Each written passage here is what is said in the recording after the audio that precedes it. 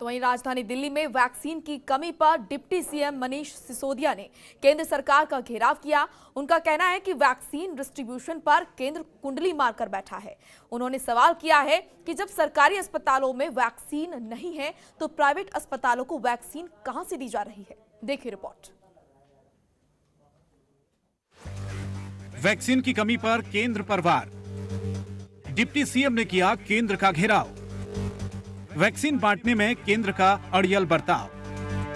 Private अस्पतालों को कैसे मिल रहा है टीका। दिल्ली में कोरोना की रफ्तार थम गई है, लेकिन दिल्ली सरकार वैक्सीन की किल्लत से परेशान है। डिप्टी सीएम मनीष सिसोदिया ने वैक्सीन की किल्लत पर केंद्र सरकार का घेराव किया। उन्होंने कहा कि वैक्सीन बांटने में केंद्र सरकार अड़ियल रवैया अपना रही है। दिल्ली में युवाओं की वैक्सीन खत्म हो गई है। केंद्र सरकार प्राइवेट अस्पतालों को वैक्सीन बांटने में जुटी है। सरकारी में वैक्सीन निशुल्क है तो प्राइवेट में 1000 से 1200 रुपए तक में वैक्सीन लगाई जा रही है। आखिर ये क्या सेटिंग है? ये क्या सेटिंग है?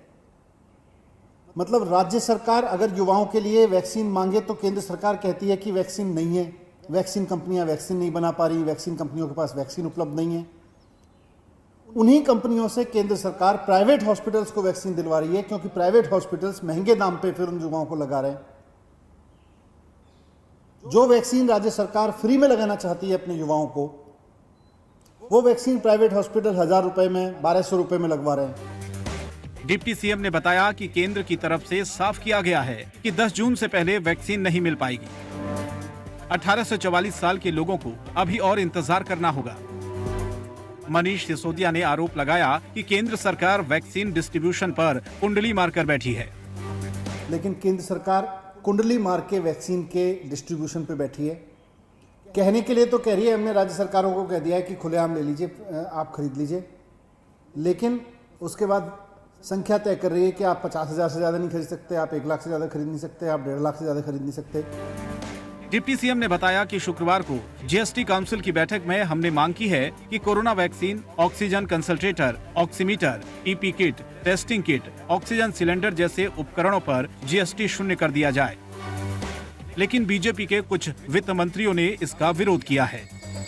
दिल्ली की ओर से मैंने दिल्ली के वित्त मंत्री के रूप में मांग रखी कि वहां पर vaccine, oxygen concentrator, oximeter, PP kits, testing kits जैसी जितनी चीजें हैं, ऑक्सीजन सिलेंडर्स, लेकिन मूल रूप से वैक्सीन, इसको सबको टैक्स फ्री कर दिया जाए, इस पर जीएसटी का रेट 0 कर दिया जाए। इससे पैसा कमाने के ना सोचें, पैसा कमाने की जगह हम ज्यादा से ज्यादा लोगों तक वैक्सीन पहुंचाने की सोचें, इसलिए इसको टैक्स फ्री कर दिया जाए पूरे देश में वैक्सीन को।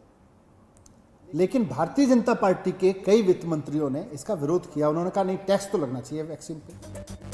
ऐसे में केंद्र सरकार पर कई सवाल खड़े हो रहे हैं। आखिर क्यों वैक्सीन की कमी को दूर नहीं किया जा रहा है? सरकारी अस्पतालों की वैक्सीन प्राइवेट को क्यों दी जा रही है?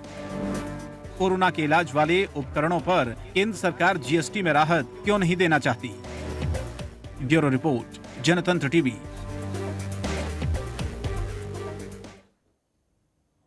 तो वहीं राजधानी दिल्ली में कोरोना को लेकर क्या है स्थिति, ताजा आंकड़े आपको दिखा देते हैं।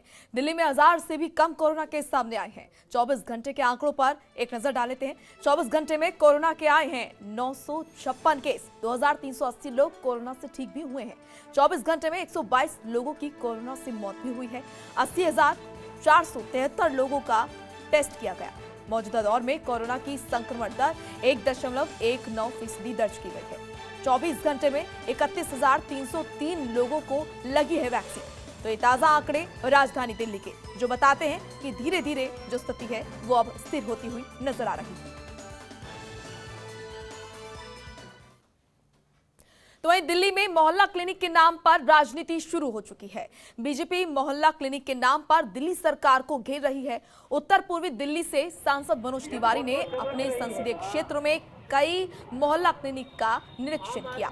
इस दौरान उनको कई मोहल्ला क्लिनिक बंद मिले। मनोज तिवारी यमुना विहार के मोहल्ला क्लिनिक पहुंचे, फिर वहां से निकलकर केवल नगर पहुंचे और उसके बाद गोकुलपुरी गांव के मोहल्ला क्लिनिक पहुंचे, जहां उनको मोहल्ला क्लिनिक पर ताला लटकता मिला। इस दौरान मनोज तिवारी ने दिल्ली सरकार पर निशाना साधा और कहा कि कागजों में इन मोहल्ला क्लिनिक में रोज 100 लोगों का इलाज दिखाकर बजट बनाया जा रहा है। हम दिल्ली सरकार की पोल खोलकर रहेंगे।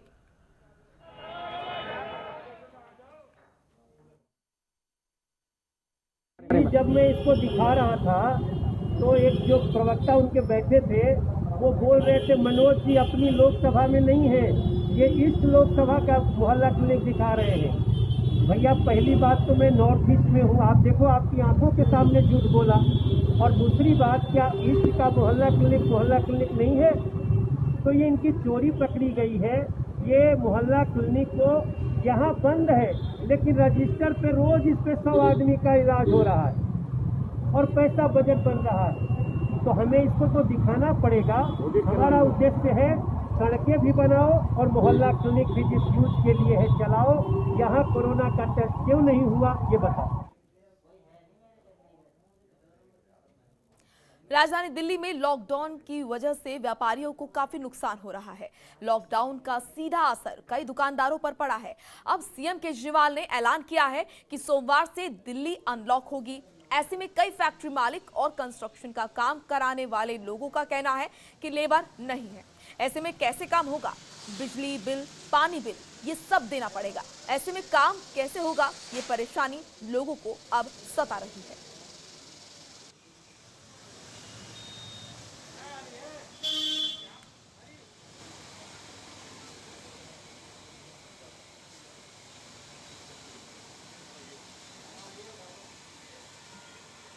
सर लाभ तो कहीं नज़र आ नहीं रहा, क्योंकि लाभ तो तब होगा ना जब लेबर होगी, और लेबर इस टाइम पे पलायन कर चुकी है। एक हफ्ते के बाद ही वो उसने पलायन करना इसलिए शुरू कर दिया क्योंकि चीज़ें बढ़ती जा रही हैं, और जब चीज़ें बढ़ती जा रही है तो जब वो आएंगे नहीं तो फैक्ट्री अनलॉक होने के बाद भी क्या बेनिफिट मिलेगा? मैं फैक्ट्री रन कैसे करूँगा?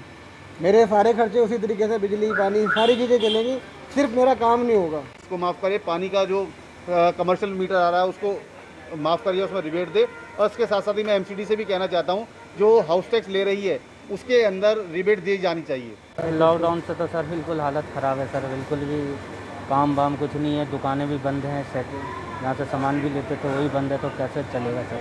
जो अनलॉक की बात कही गई है 1 तारीख से, तो क्या कहेंगे उससे कुछ लाभ होगा?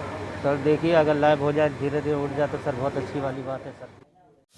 खबरों के निष्पक्ष विश्लेषण के लिए सब्सक्राइब करें Jantantra TV and press the bell icon. Never miss any update.